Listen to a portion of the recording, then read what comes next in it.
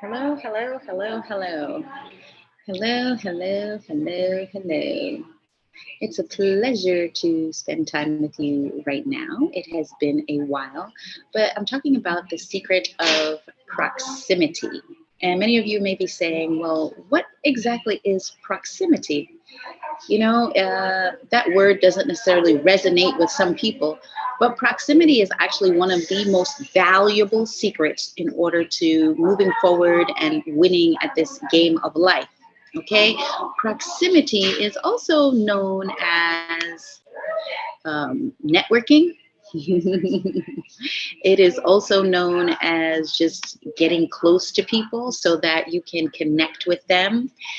Proximity is also known in some circles as you and I are in the same sorority, or you and I are in the same fraternity, or we're both in, Jack and Jill or whatever. It's the same concept, but we're calling it proximity because for some of us, it may not be that you actually join the organization. Okay, so you may not be able to join the yacht club right now, but you can go to the yacht club, you can sip tea at the yacht club, okay, or you can go with a friend who is a member of the yacht club and just gain proximity. So you're in the room, you're around the people, you're still moving and shaking with the people that are doing the things that you want to do or who have the things that you would like to acquire. So that's why proximity is such a key point. So you may say, well, it's not that important because, I know my stuff and I went to work and I do my job. And okay, so I'm not saying that you're unsuccessful because you're not using this concept of proximity, but I'm saying you can be even more successful when we use the secret of proximity. So I'm going to give you an example. Magic Johnson. Magic Johnson was a huge football player. Basketball player. Shows you how often I watch football, right? Okay, so Magic Johnson is a huge basketball player. But one of the dreams that Magic Johnson always had was to be a business owner.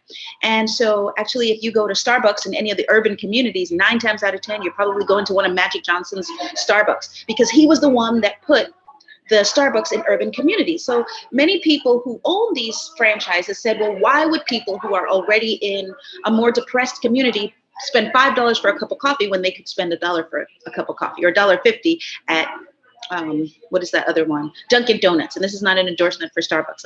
I'm just saying, Magic Johnson decided, yes, there are people in the urban community who will buy the $5 cup of coffee. And he was right. And that's why his franchise of Starbucks have been more successful than many of the other Starbucks, okay? And also he came out and he put in the movie theaters in the urban communities. But how did he get all this funds? How did he get all of the funds to invest to start all of these various franchises? Well, he tells the story that one of the things he was doing while he was playing football was gaining proximity to the people who were doing the things that he wanted to do, who were the owners of the teams. So he wasn't just talking to Scottie Pippen and Michael Jordan and, all of the other people who were basketball players. I think I've exhausted my plethora of star basketball players who were around at that time. But the point is that he was spending his time with the owners. And he tells a story of how he was with one of the owners and they were going out on the yacht and there was a problem with the AC on the yacht. And so he thought, okay, well, we're waiting because he told us to get off the boat. We're waiting for them to repair the air conditioning and then we'll all get back on. No. He said as he sat there, he saw another huge yacht pull up and then we all got on the second yacht. It's like, wow. And he said he decided that was the kind of lifestyle that he wanted to live. And so I'm sharing with you too, that in almost every situation where I was called on and recruited for a job, people called on me because somebody in the room knew who I was. And so they called on me for that position. Of course, I had to interview, I had to be prepared, I had to be qualified. But if someone didn't know me, if I hadn't had proximity to someone there, then they wouldn't even have thought of Arlene McLaren. Okay, so proximity is so important. Oprah Winfrey, everybody knows that Oprah Winfrey is one of the people that I admire. But did you guys know who Oprah Winfrey's roommate was in college? Her roommate was Maria Shriver. Okay, Maria Shriver is one of the Kennedys. So she was in proximity with one of the most successful families in the entire country. Okay. And she was just in college. So I am sure, I'm not saying taking anything away from her talent and her skill, but I'm sure that that also helped the fact that she was spending her breaks. And she says it, I'm not making this up. She says it in one of her talks that she was spending her breaks at the Kennebunkport estate. Okay. So she had an opportunity to be in close proximity with people who were doing great things, amazing things, successful things. Okay. So we're going to talk about a couple of the secrets to gaining proximity. So one of the secrets, because people are like, okay, now you've said that proximity is important. How do we gain it? So quick tip, secret number one, be clear about what it is that you want to acquire.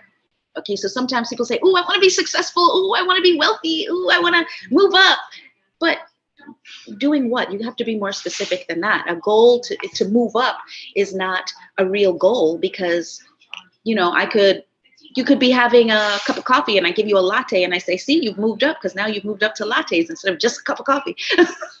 Okay, so we have to be clear about what we want so that when the people who we need to be in close proximity with are near us, we will see them, be able to identify them and be able to go where they are. Okay, which leads me to secret number two, which is to know who it is that you want to be in close proximity with. Okay, so know who it is that you're identifying. So I knew that when I was endeavoring to go to the inauguration, I knew what I wanted, which was to get a ticket to the inauguration. And I knew I was not going to knock anybody off, make any deals, do any wheeling. Okay, I knew I was going to get a ticket to go to that inauguration because I had to see this gentleman installed as the president of the United States for me to believe it. And I did not know how I was going to get that ticket, but I knew I was going to get the ticket. So I identified what it was that I wanted. I was clear about it. And then I began to move forward as if I was going to accomplish that goal. Okay, so the secret number one was to identify what exactly it is that you want. And then number two is to identify who it is that you need to get in proximity with in order to gain that goal. Now, what would be ideal is if you're already in proximity with those people so that now when you need something from them, you can just ask. But if you're not, which sometimes happens, at least now you know who it is that you need to gain proximity with. So people will ask me all the time, well, Arlene, how did you even know the senator to ask the senator to give you, well, actually the congressman in the case of the ticket to the inauguration, how did you even know the congressman to ask him for a ticket to the inauguration? And actually, I didn't ask him. Okay, because if I had asked him, he probably would have told me no. But I knew someone else who was in close proximity with the congressman who he was going to give that ticket to for the inauguration. And so as a result, that person told the congressman to give me the ticket. Okay, and that's how I got the ticket. So sometimes we're not able to gain proximity to the actual person that we want, but we're able to gain proximity with somebody who knows that person. And I'm telling you guys, this is valuable. It's invaluable. When I was recruited for a position as a director of a chamber of commerce, okay, somebody had to have sent my name or put my name in the hat so that they would even think of me to recruit me. So I was in my house doing my own thing in another state, minding my own business. And then I get a phone call saying, we'd love for you to come and be head of this chamber of commerce. Okay, why aren't you getting those phone calls? Proximity, okay? Because you haven't placed yourself in proximity to the person who can make those kinds of moves and shifts and changes on your behalf. So that's what we need to do, guys. Identify the person or people that we want proximity with who can help us to move forward in that trajectory and at least get around that space, okay? Because sometimes they're so high up that we are not actually in their presence, but we can get around people who know them, or we can just go to those spaces that we think they frequent, or we can do research on the internet to find out where they're gonna be so that we can be there too, okay? And then it leads to secret number three, because okay, now we're in that arena, we're in that environment, but we have to actually talk to them, okay? We have to actually talk to them. But one of the key secrets in terms of that is being strategic, okay? So being strategic, because sometimes it's a challenge to get in these rooms. And sometimes it's a challenge because if the person is valuable and the person has the ability to make change, then everybody wants to be in proximity with the person. So it's not really a secret to say, get in the room, but the secret is be strategic. Be strategic. So I'm going to tell you how I was able to get in a room one time. I had a networking business and I wanted my networking business to grow. And a couple of people would come to the networking events, but I wanted a huge networking event. I wanted a successful networking event. In order for it to be successful, we couldn't have 5, 10 people. We had to have it didn't have to be 100 people, but we had to have at least double digits. Okay. And at that time we were having a couple of people. So what I did was, and people say, well, did you know what you were doing? Were you being strategic when you volunteered for this other organization? To be honest, I really didn't know that person that I needed for my business was going to be at this particular event. But I knew that I was volunteering. I knew that I was using my talents and my gifts for somebody else to help that person move up the ranks.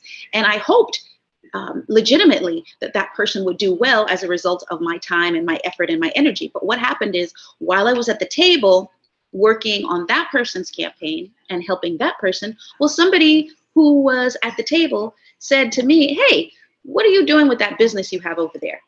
And I started to explain the business that I had. And then when I needed to go and speak with a particular senator, I wasn't friends with the senator, but that person had donated a good bit of money to that senatorial campaign. And so when that senator saw me with that person who she was close to, that senator was more inclined to meet with me and to listen to what I had to say. Now, I had to have a plan, which is also one of the secrets, to write it down, write the plan. So I went and I presented my plan as to what I wanted to do and what I wanted to accomplish. She read the plan, she liked the plan, and then she was able to come to my next event. And when she came to that event, that was when that particular business came to fruition. That was when I really was able to see some, movement in that area like I hadn't seen before. So more business owners than ever before came to that particular event, and they came because they wanted to see that senator who was, hard to get a hold of and hard to be able to gain proximity with for whatever it was that they wanted to do. Okay, so they were all business owners and they had their own ideas and their own projects, but they came so that they could be close to her, not necessarily because they wanted to support my business, but it was just an opportunity for them. And that's what it's about. It's about being strategic, sharing your gifts, your talents with others who you see are going in a positive direction or going up. And so you go up with them. Somebody else said to me once, oh, you hook your wagon to somebody else's wagon train. I'm not too clear on the analogies with the horse and buggy. Somebody can type it in and tell me exactly what it is. But, the idea is that it's going along and you want to go where they're going. So you hitch your stuff to their wagon and then you're able to manifest what it is that you want as well. You get the idea. So that was the secret 3, which was being strategic. So secret 1 was being clear about the goal. Secret 2 is knowing who it is you want to gain proximity with, or where it is that you want to be and gain proximity with, and then 3 was being strategic. Okay, so now that you know who this person is, or you know what this concept is, how are you going to get in the room? Okay, because keep in mind that everybody wants to be in the room with the person who is powerful and rich and influential. And so you have to have something that these people don't necessarily have, or at least you have to have an in. So in business, we call it a lead magnet. You have to have something that draws people in, that makes people want to do business with you. So in my case, we're doing a program. It's called Living Your Best Life. So everybody knows I have the book, How to Overcome Fear, Get Unstuck, and Live Your Best Life. We do the television show, and it's about overcoming fear, getting unstuck, and living your best life. This is one of those secret number 4, which is proximity. So how do we get people to join our program? Okay, the Living Your Best Life program. Well, we do a lead magnet. We do something that is of interest to you. We say, okay, what do you want? I will help you to get what you want. You come to my business, and then it's a win-win for both of us, okay? We get on the phone or we get on the computer and you tell me what you want, what your goal is, what your vision is, and I help you to manifest it. And then as a result, you're happy and you share my program with other people. Okay, so you have to have a lead magnet. You have to have a way in. You have to have a reason why this person would want to talk to you, or why they would want to let you into this arena if you're not already rich and powerful and influential. Now, if you're already rich and powerful and influential, then just show up. Okay, just show up to the right places and they'll let you in. But I'm also talking to the people who may not have that in and saying, this is a way. So I volunteered my time. I joined boards and eventually moved up the ranks so that I could be interacting with the people who I wanted. So I shared with you, listen, guys, if your thing is community development, look at, what's his name?